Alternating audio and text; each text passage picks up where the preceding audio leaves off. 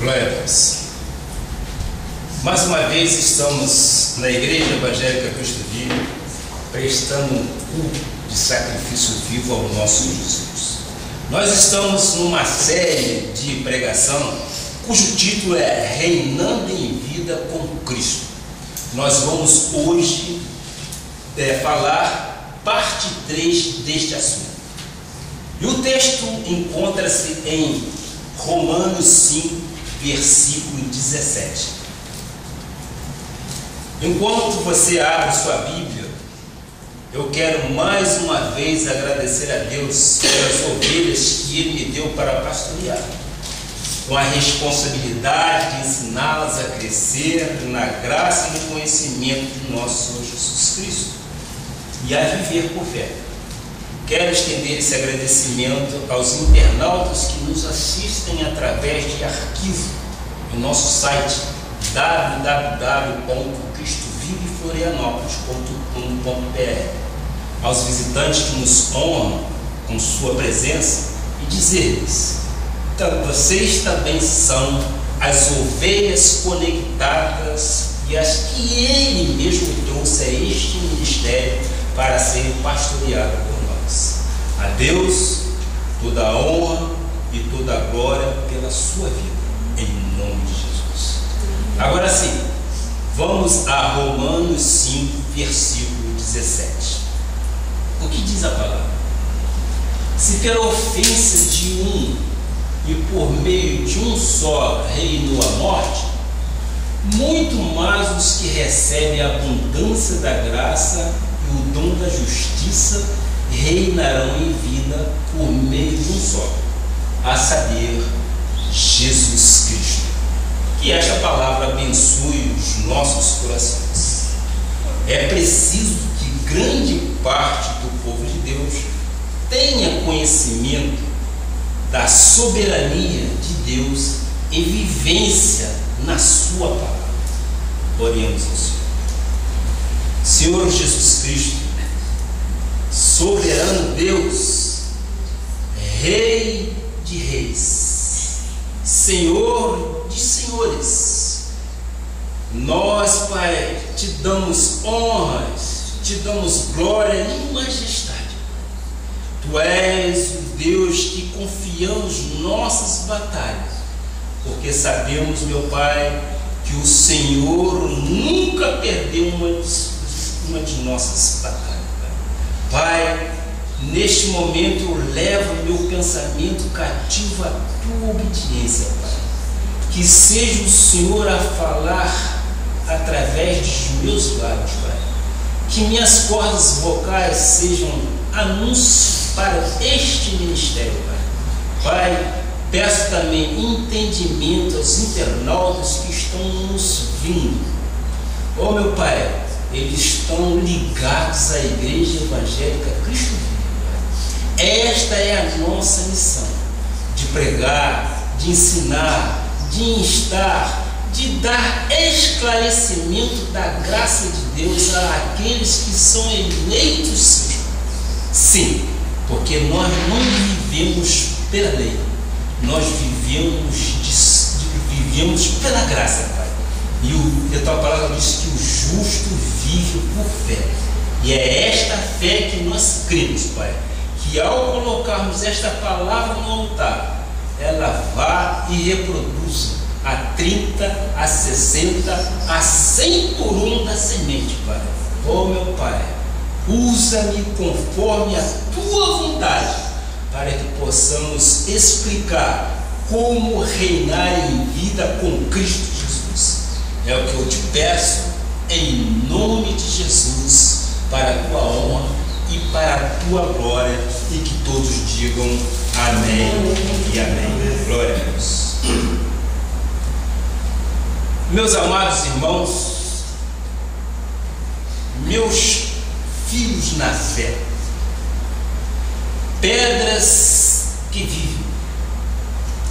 No estudo anterior que vimos que o povo de Deus não foi ungido para viver nesta terra na mesmice. Vocês se lembram disso? Vimos que o povo de Deus nasceu para que vivesse na miséria.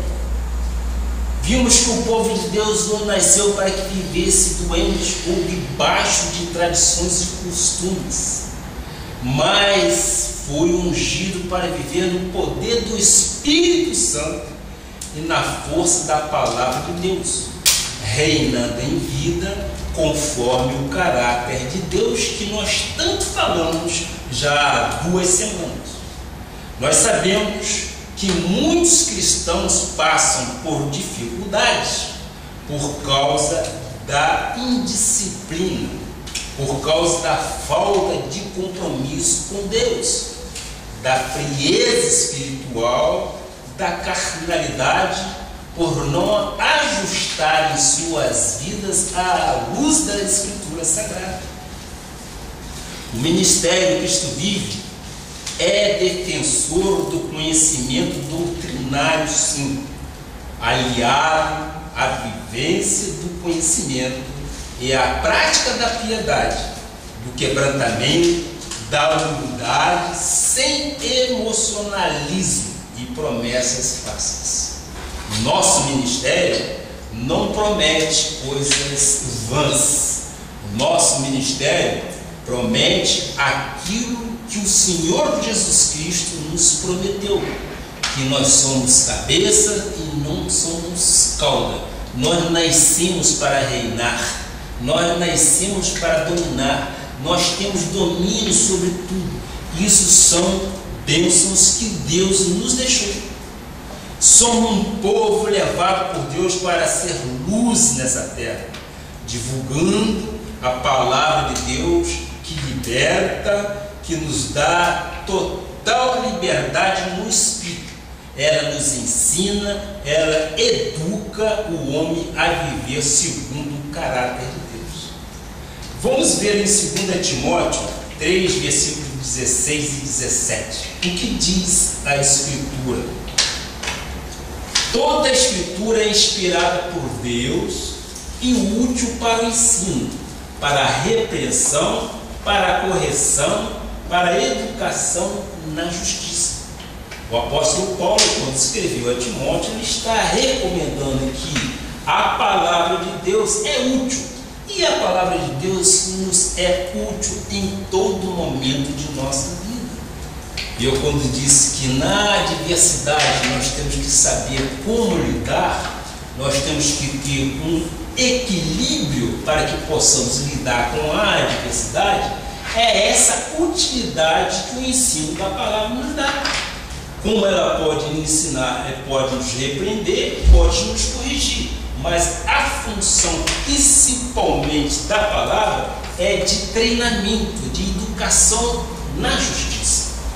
Vamos ver aqui no versículo 17: a fim de que o homem de Deus seja perfeito e perfeitamente habilitado para toda boa obra.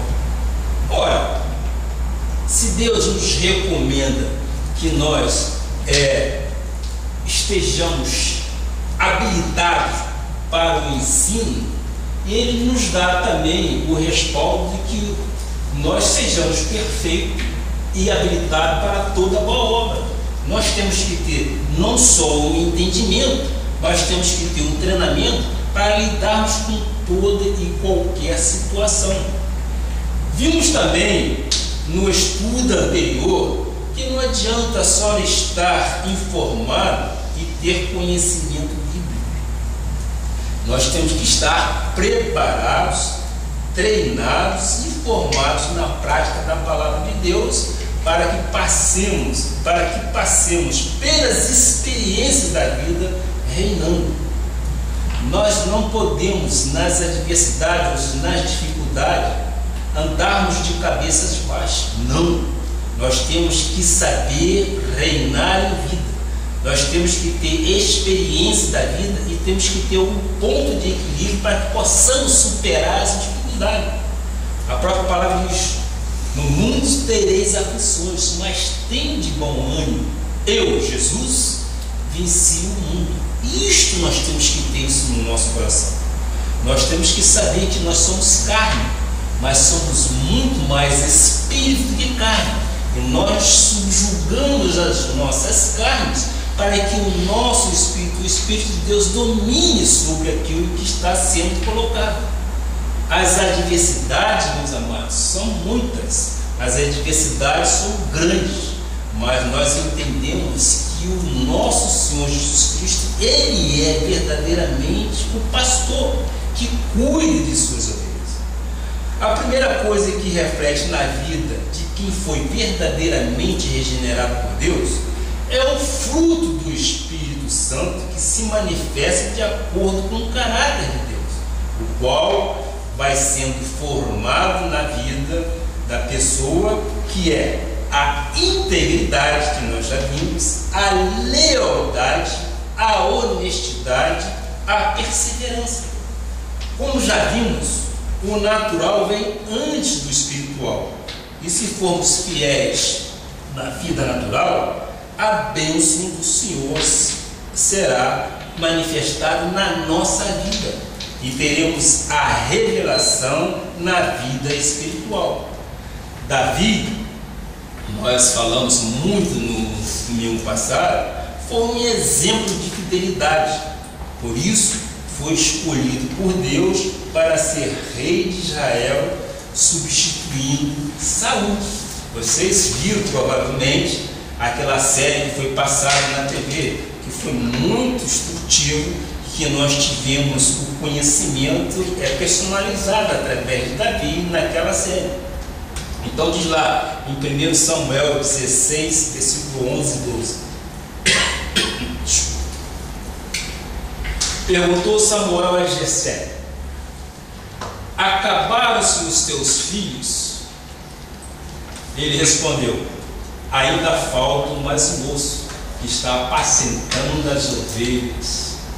Disse, pois, Samuel a Jessé: manda chamá-lo, pois não nos assentaremos à mesa sem que ele venha. Seguinte, por favor. Então mandou chamá-lo e fê-lo entrar. Era ele ruivo, de belos olhos e boa aparência.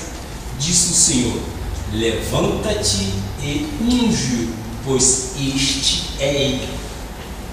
Este é a pessoa que Deus estava já premeditado a ser o rei de Israel. Ele apacentava as ovelhas, ele era um homem obediente a seus pais. E na família de Jessé havia outros filhos ou outros irmãos de Davi, mas foram todos eles, um por um, passado à presença. O que foi escolhido foi realmente o Davi. Vamos lá em 1 Samuel 17, versículo 26, por favor. Então falou Davi aos homens que estavam consigo, dizendo: que farão aquele homem que ferir este filisteu e tirar a afronta sobre Israel? Quem é, pois, esse incircunciso filisteu para afrontar os exércitos de Deus vivo? A fidelidade no natural nos dá a oportunidade de vermos a glória de Deus manifestada na nossa vida. Isto aconteceu na vida de Davi, antes de saber da existência do gigante Golias. Ele foi chamado para ser mensageiro do seu pai, e por uma simples ordem que recebeu do pai, foi obediente, e diante dessa oportunidade tornou-se um campeão de guerra em Israel. Ele foi vencedor em todas as guerras. Por quê? Porque ele foi o escolhido de Deus para governar Israel. As promessas de Deus para a vida dele é que ele fosse um campeão, e foi o escolhido do nosso Senhor Jesus Cristo. 1 Samuel 17, versículo 17. Disse Jessé a Davi, seu filho: leva, peço-te para teus irmãos uma efa deste trigo tostado e estes 10 pães, e corre e leva-os ao acampamento a teus irmãos.